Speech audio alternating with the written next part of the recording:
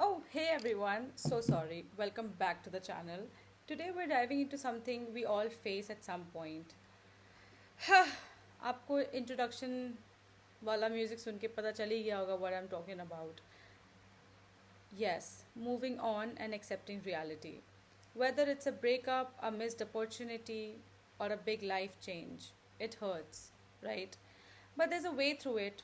And आज हम इस वीडियो में वही बात करेंगे with evidences backed up, with scientific facts and scientifically backed psychological tricks जो आपको एक्चुअली हेल्प कर सकती हैं. तो let us dive into this topic and we will understand by looking at it. So the first part is why it's hard to move on. All right. Now first of all, let's try to understand ki why moving on feels impossible sometimes. Psychologically, if we talk about it, what happens is that we hold on due to something, which is called as cognitive dissonance. Now cognitive dissonance आप सोच रहे होंगे कि क्या होता है. कुछ लोग उसको dissonance कहते हैं, कुछ लोग dissonance कहते हैं. But yeah, cognitive dissonance basically means जो आपका mental डिस्कम्फर्ट होता है जब आपका रियलिटी आपके एक्सपेक्टेशन से मैच नहीं करता. बेसिकली एक टाइप का जो बैलेंस नहीं हो पाता है उसको हम कॉग्निटिव डिसोनेंस कहते हैं, आपके रियलिटी और आपके जो एक्सपेक्टेशंस हैं उनके बीच में. नाउ आपका जो ब्रेन है वो सिर्फ पास्ट की चीज़ों को रिप्ले करता रहता है, रिप्ले होता रहता है, चलता रहता है. ठीक है, ये सोच करके कि हर बार जो आप सोचोगे उसको, हर बार आप ये आउटकम भी लेके आओगे कि किसी तरह मैं फिक्स कर दूँ उसको या किसी तरह ये चीज़ फिक्स हो जाए. तो आपका ब्रेन इट गेट्स स्टक बार बार उस लूप में. इट्स लाइक अ कसेट, कुछ लोग कैसेट भी कहते हैं. तो कसेट की तरह वो चलता रहता है कि भाई किसी एक पॉइंट पे मैं उसको फिक्स कर पाऊँ, या किसी एक पॉइंट पे जब आप उसको रीप्ले कर रहे हो पूरे सिनेरियो को, सिचुएशन को, तो आपको लगता है कि मैं इतनी बार इसको सोच रहा हूँ, किसी एक पॉसिबिलिटी में तो ऐसा हो पॉसिबल कि मैं ठीक कर दूँ, इसको फिक्स कर दूँ. इसीलिए आप उस लूप में फंस जाते हैं, क्योंकि letting go would mean that your story did not end the way you wanted. Now this is a very important thing my friends. Did आप ये बात ध्यान रखो, the story did not end the way you wanted. And that is why we feel hurt, we get hurt, and we keep feeling sad, we get stuck उसी एक जगह पे, क्योंकि हमारी स्टोरी से मैच ही नहीं हो रहा वो. आप समझ रहे हो. नाउ हमारा जो डोपामीन सिस्टम या डोपामाइन सिस्टम होता है, ठीक है, जो आपका ब्रेन का रिवॉर्ड सेंटर होता है कि भाई कुछ भी अच्छा हुआ आप रिवॉर्ड करते हो, या कुछ भी आपने प्रोडक्टिव किया, या आपके पार्टनर को आपने कुछ बोला या उन्होंने आपको कुछ बोला, फीडबैक दिया अच्छा सा, तो वो आपका रिवॉर्ड सेंटर की तरह यूज़ होता है. इसमें क्या होता है कि आप इमोशनल हाई पे चले जाते हो उस रिलेशनशिप में या जॉब में, या आपका कोई सपना होता है अचीव करने के लिए. अब वो चीज़ आपसे छीन ली गई, ठीक है, या हट गई आपके लाइफ से, तो इट फील्स लाइक विड्रॉल. आपका ब्रेन, अब ये मत समझो कि फिजिकल तरीके से ही आपको पेन हो सकता है, आपके ब्रेन को भी हर्ट होता है. ब्रेन भी आपका एक लिविंग पार्ट है बॉडी का, ठीक है. तो ये आप समझो इसको कि आपके ब्रेन में भी विड्रॉल सिम्टम्स हो सकते हैं, ब्रेन को भी चस्का लगता है चीज़ों का. तो जब आपका डोपामाइन सिस्टम ऐसे, जब रिवॉर्ड आपको मिल नहीं रहा होता है, क्योंकि कोई रिलेशनशिप ख़त्म होता है तो साथ साथ बहुत सारी चीज़ें ख़त्म होती हैं, right. When you break up with somebody, there are a lot of things, you're ending a lot of things altogether. That partnership, the friendship, the bond, attachment, everything goes with that person when a relationship ends, right, or a job, or for that matter anything जो आपके बहुत ही प्यारा है, करीब है, वो ख़त्म होता है या समाप्त हो जाता है. when it ends तो hurt तो होता ही है. Now coming towards how to accept reality. Now you need to understand कि ये जो मेंटल शिफ्ट है, ठीक है, कि आप कैसे एक्सेप्ट करोगे रियलिटी, कैसे एक्सेप्ट करें, क्योंकि रियलिटी कोई देखना नहीं चाहता है ब्रेकअप के बाद, राइट. नाउ पहली बात तो आपको माइंडसेट अपना शिफ्ट करना पड़ेगा, right. So when I say that, पहला उसमें टेक्निक ये है, name the truth. Name the truth से क्या होता है, so you just have to say it out loud, it's over, I didn't get what I wanted, and that's okay. It sound simple, जैसे मैंने अभी आपको बोला कि ठीक है, जो चीज़ ख़त्म होनी थी वो ख़त्म हो चुकी है, वैसे नहीं हुआ जैसा मैं चाहता था या चाहती थी, but it's okay, I mean it's okay ना, क्योंकि अब आप चाहते हो, ठीक है, आई एम नॉट सेइंग कि आप सपने मत देखो। अब सब लोग चाहेंगे फॉर एग्जाम्पल कि वो अंबानी ही बन जाए, इसमें कोई फ़ायदा भी नहीं है, प्लस वो पॉसिबल भी नहीं है, क्योंकि आपको अंबानी क्यों बनना है?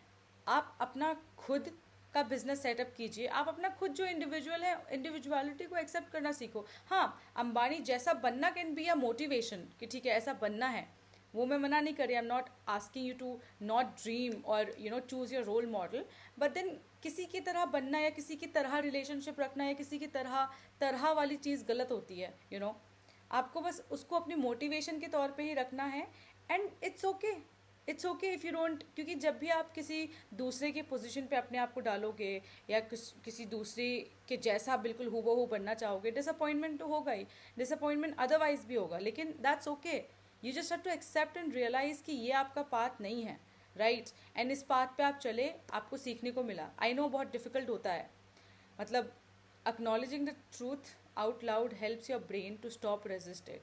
I know it will be difficult, but at least start somewhere.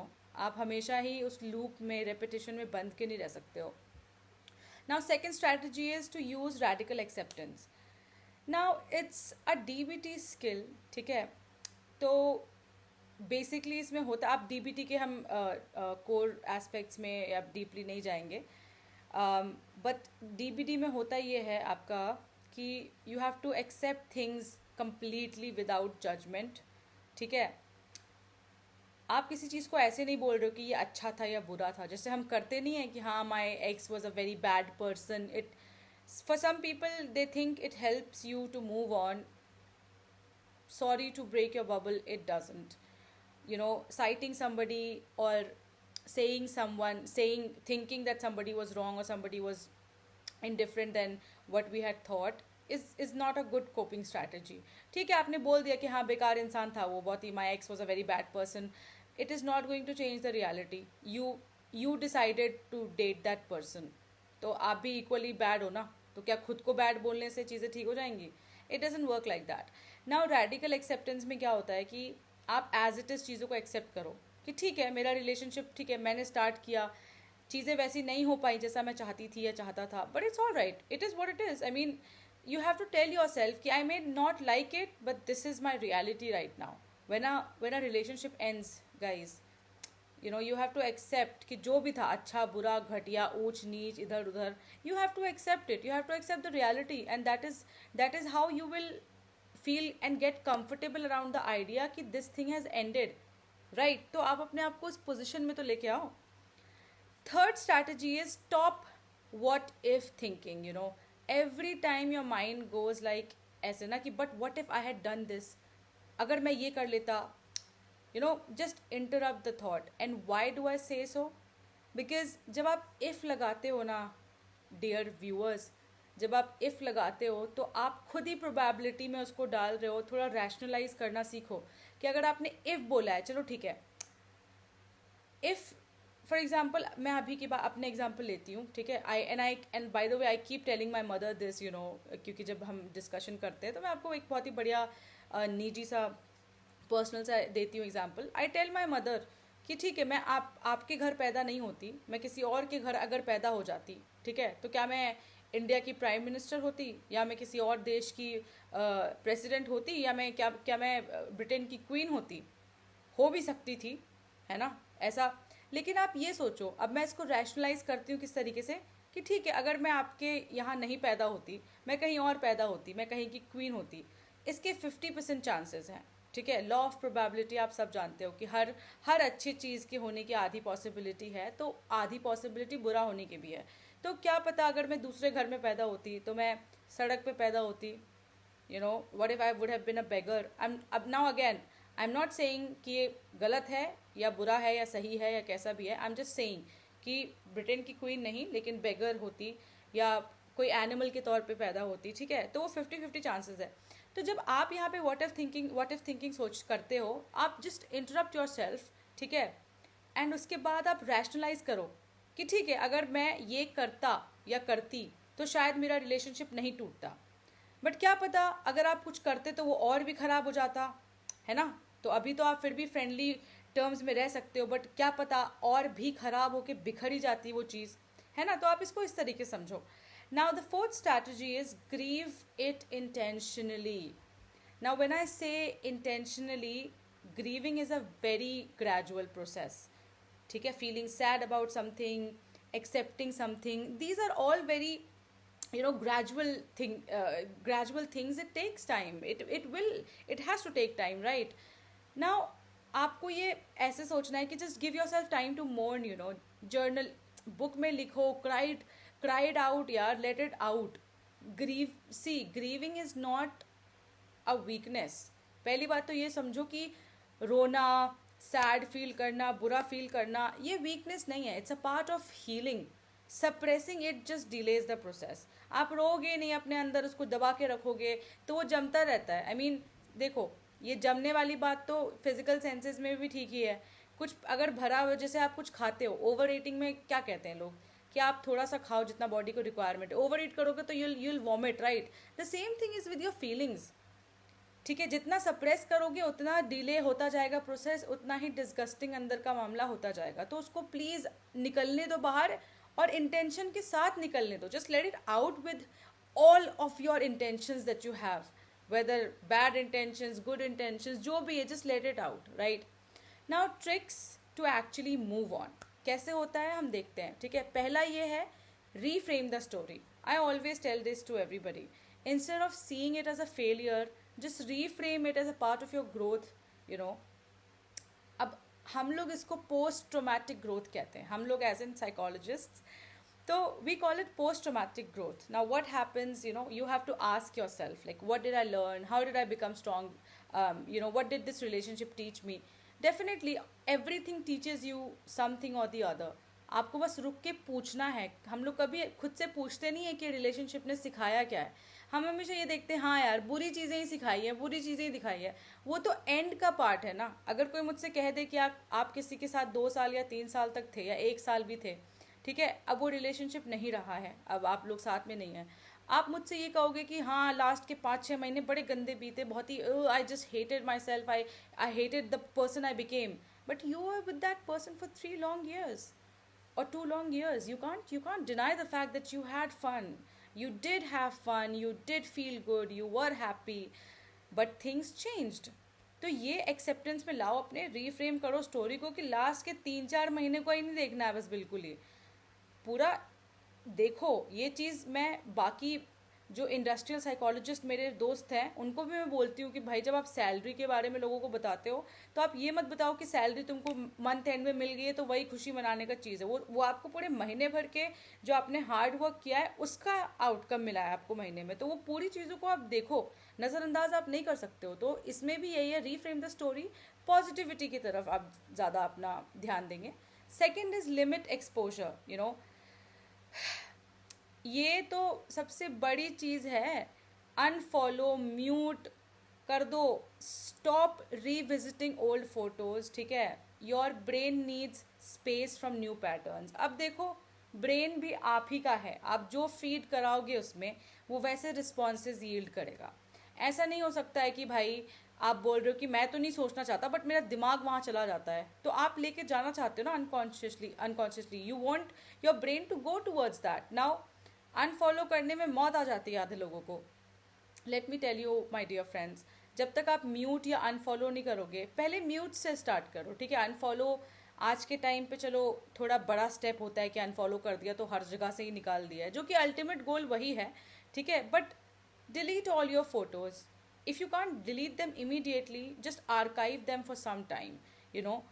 आप अपने आप को ना टेस्ट करो वहाँ पे कि आप उनकी फ़ोटोज़ के बिना या उनका प्रोफाइल विजिट किए बिना आपके क्या रिएक्शंस होते हैं, बिहेवियरल रिएक्शंस कैसे होते हैं, राइट?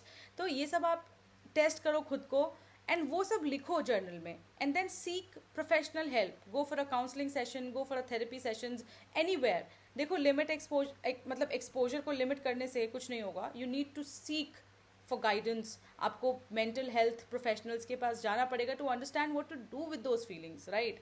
तो जैसे कि मैं हमेशा सजेस्ट करती हूँ कि गो सी अ थेरेपिस्ट और a psychologist, it will help you. Now the next trick is create new routines. बार बार उन्हीं का प्रोफाइल स्टॉक करने से बार बार वही चीज़ें देखने से, फोटोज़ देखने से कुछ नहीं होगा. आपके ब्रेन को भी लगेगा ये तो रिचुअल बन गया है, अब रिचुअल मत बनाओ उसको. Create new routines as in your identity was partly tied to that past. Understand one thing कि आपका पास्ट का एक एस्पेक्ट जुड़ा हुआ था उस रिलेशनशिप के साथ, not the entire of your being, right. Now it's time to create a new narrative. Try new hobbies, कुछ कुछ डिफरेंट रूट लो आप काम का. मान लो वर्क प्लेस में ही रोमांस था या कुछ था, तो जो चीज़ें वर्क प्लेस में करते थे आप उनसे हट के चीज़ें करो, ठीक है.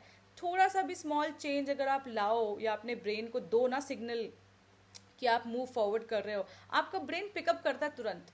जो चीज़ें आप उसको बताओगे आपका ब्रेन तुरंत तुरंत पिकअप करता है. तो अगर पिकअप करता ही है तो नई चीज़ें बोलो ना, नई हॉबीज़ बनाओ. अब आप किसी के साथ जा रहे थे स्ट्रीट फूड खाने, क्योंकि होता ही है ना कि कैफ़े वैफे जा रहे हैं. It's okay, just because you went to this one cafe with that person, इसका ये मतलब नहीं हुआ है कि वो कैफ़े सिर्फ आप ही दोनों ओन करते हो. आप किसी तीसरे इंसान के साथ भी जा सकते हो, लेकिन आप क्यों नहीं जाते हो? क्योंकि आप उन इंसान के साथ जाते थे. नाउ अंडरस्टैंड इट बहुत अच्छे से. आप किसी को डेट कर रहे हो, आप किसी को लेकर गए, ठीक है, किसी एक कैफ़े में जो आप दोनों का गो टू प्लेस हो गया, right. Now understand this, because you are with that person for a very long time, तो आप दोनों हैंग आउट करते थे, तो तीसरे को वहाँ पे ले जाने की पॉसिबिलिटी थी ही नहीं. क्योंकि मान लो आप लोगों को किसी एक जगह का चीज़ केक पसंद आ गया ना, you two are hanging out together, अब तीसरा उसमें जाएगा नहीं. ठीक है, फ्रेंड्स के साथ चले गए, but common friends, mutual friends, right, बाहर का कोई नहीं. तो अब थोड़ी दिक्कत हो सकती है, लेकिन आप याद रखना इस बात को कि क्योंकि आप एक रिलेशनशिप में बंधे हुए थे, that is why you were bound to go with that person and only that person. Now that that relationship has ended, आपको कोई बाउंडेशन कुछ नहीं है, आप तीसरे चौथे को लेके जाओ. वो मेमोरीज आपको इसलिए आती है क्योंकि आप उसी इंसान के साथ गए हो. अगर उस इंसान के साथ आप किसी तीसरे को लेकर चले जाते, जो कि ऑफ कोर्स आप नहीं ही कर रहे थे उस टाइम पे, but then things would have been different. Then वो आपका गो टू प्लेस नहीं होता ना. तो उस स्टीरियोटाइप को तोड़ो. अभी हम धीरे धीरे इवॉल्व होते जा रहे हैं, तो ये जो स्टीरियोटिपिकल रिस्पॉन्स है ना कि नहीं it was our go to place, that is not work my dear, it never helps.